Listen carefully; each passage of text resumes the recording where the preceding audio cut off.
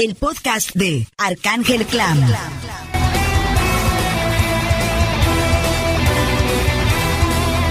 Unos minutos con el explicador.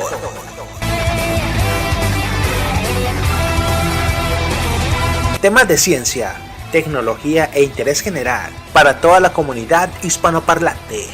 Con el señor Enrique Ganem, el explicador.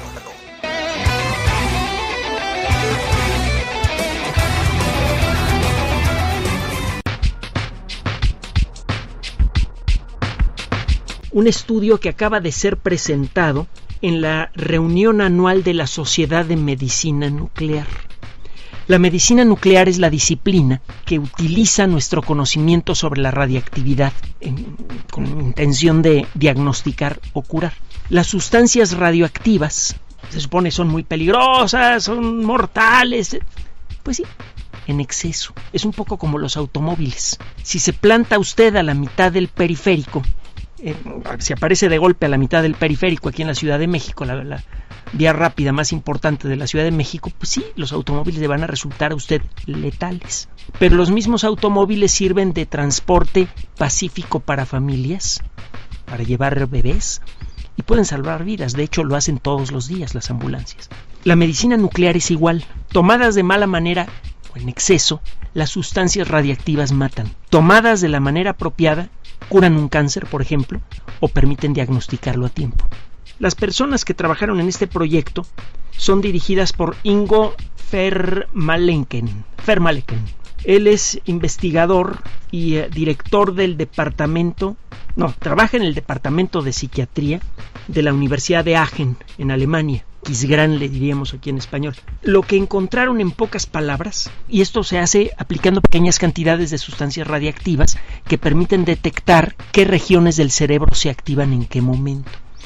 Recuerde usted que nuestro cerebro está hecho de células que no se tocan, las neuronas. Las neuronas son los elementos fundamentales del cerebro. Es a través de las neuronas que circulan los impulsos electroquímicos, que son nuestros pensamientos, nuestros sentimientos, nuestras ideas y emociones. En el punto en donde casi se tocan dos células del sistema nervioso, hay una estructura que se llama sinapsis. Hay muchas más sinapsis que células. Cada célula del sistema nervioso, cada neurona. Hay varios tipos de células en el sistema nervioso, hay que aclararlo. Están las células de la glía, que apoyan a las células que llamamos neuronas, etcétera. Pero bueno, las neuronas tienen, en la gran mayoría de los casos, una gran cantidad de deditos, dendritas en latín. Estas dendritas casi tocan a muchas células alrededor. Cada célula puede tener contacto con muchas otras células cercanas. En el punto en donde casi se tocan dos células hay una estructura que se llama sinapsis, y ya le he platicado que cuando llega un impulso electroquímico a un extremo de la sinapsis, a la punta de la dendrita, se produce una sustancia particular muy peculiar que se llama neurotransmisor.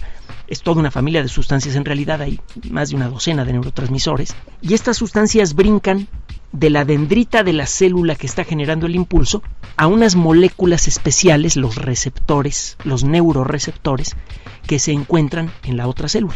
Cuando los neuroreceptores cuando se activan suficientes neuroreceptores, cuando se recibe una señal suficientemente intensa, cuando el número apropiado de moléculas neurotransmisoras son capturadas por una cantidad mínima de neuroreceptores, se genera un cambio en la forma en la que está operando la célula. Si la célula estaba activa enviando señales, se apaga un ratito y luego se activa de nuevo. Y viceversa, si la célula normalmente está tranquila, al recibir esas señales, se activa y envía señales a las células de alrededor. Al cabo de un tiempo corto, una serie de procesos moleculares destruyen al neurotransmisor que se acaba de recibir. Por eso los impulsos nerviosos duran poco tiempo.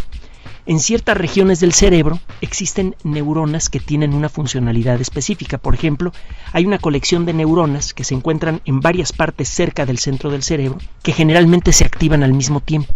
Cuando tiene usted un montón de neuronas que se activan al mismo tiempo y producen un cierto comportamiento, le llama usted a ese conjunto un circuito neural. Es uno de los muchos nombres que se le pueden dar. Uno de estos circuitos se llama el sistema de recompensa. El sistema de recompensa es una estructura basada en una serie de neuronas que se activa cuando nosotros sentimos placer. Existen algunas sustancias, algunos neurotransmisores que facilitan la activación de todas las neuronas de esa región. Estas sustancias se producen, por ejemplo, durante una relación sexual o también cuando se consumen drogas. Ahora, cuando se consumen drogas pasa que se activa ese centro de recompensa y se queda activado. Entonces la gente puede llegar a sentir un placer muy intenso por mucho tiempo. Y eso podría parecer bueno. El problema es que con el tiempo el sistema de recompensa se satura. La gente, para seguir sintiendo ese placer, empieza a consumir más y más drogas hasta que llega un momento en el que empieza a producirle daños en el sistema nervioso, en el sistema circulatorio, etcétera, etcétera. Lo que encontró el equipo del doctor Vermeulen lo hizo con varios adultos sanos, es que se les pidió a estas personas que participaran en un juego en el que de alguna manera se recompensaba a la gente que trabajaba bien y se le daba una recompensa menor a la gente que hacía trampa. Lo que se encontró es que algunas personas reaccionaban de manera agresiva tratando de tomar las ganancias que los demás obtenían de manera honesta.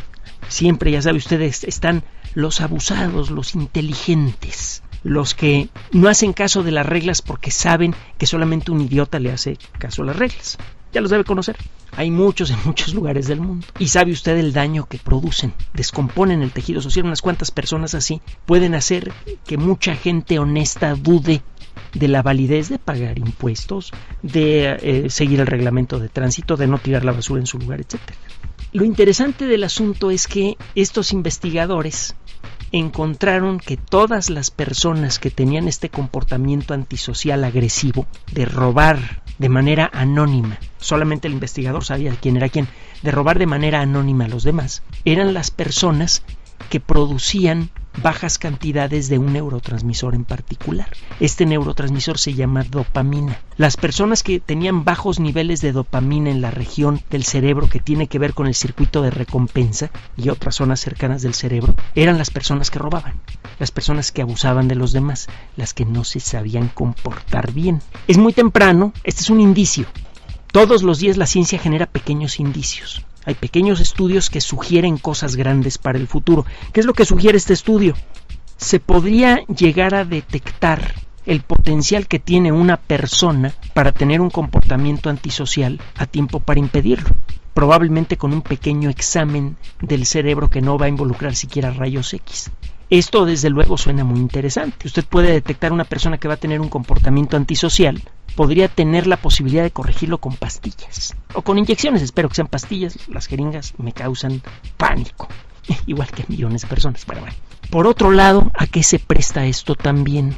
Cada vez tenemos una idea más y más clara de qué regiones del cerebro están asociadas con qué aspectos de nuestra personalidad. La ciencia, más que dividir, ha unificado nuestros criterios del mundo. El universo es uno y nosotros somos uno con el universo. Nosotros somos al mismo tiempo materia y espíritu. No es necesario plantear esa dualidad que tanto daño ha hecho a la filosofía y a la religión y a las sociedades humanas durante tantos siglos. No está el espíritu por un lado y el cuerpo por el otro. Es la actividad del cuerpo la que produce al espíritu. El espíritu es intangible, pero no puede existir sin la materia. Y todo esto se desprende de todos este tipo de estudios. Uno puede encontrar las causas moleculares quizás hasta del genio creativo. Esto no significa que el genio creativo no exista, significa que tiene una manifestación molecular. Y lo mismo pasa con el comportamiento. Falta por ver si al corregir lo que nosotros vemos como un defecto molecular, se puede corregir lo que vemos como un defecto en el comportamiento. Probablemente sí, eso sería bueno. Pero si ya sabe qué palanquita subir y bajar para que una persona sea más equilibrada, quizás habría qué palanquita subir y bajar, qué pastillas dar o no dar para convertir a una persona en un fanático o en una persona que obedece sin cuestionar a la autoridad. Sería el peor tipo de ciudadano posible, el que deja que otros piensen por sí mismos. Esos ángeles y demonios son los que despiertan, cuando menos en el fondo de nuestra mente, cuando leemos los resultados de un trabajo así. De alguna manera, estamos empezando a vislumbrar en el futuro la posibilidad de ser nosotros los que decidimos no solo qué hacemos con nuestro entorno como lo hacemos ahora. Construimos edificios, construimos aviones, etc. En un futuro cercano, podríamos ser nosotros los que decidimos qué hacemos con nuestra personalidad. Podríamos aprender a conformar nuestra personalidad con la misma capacidad con la que ahora conformamos nuestro entorno.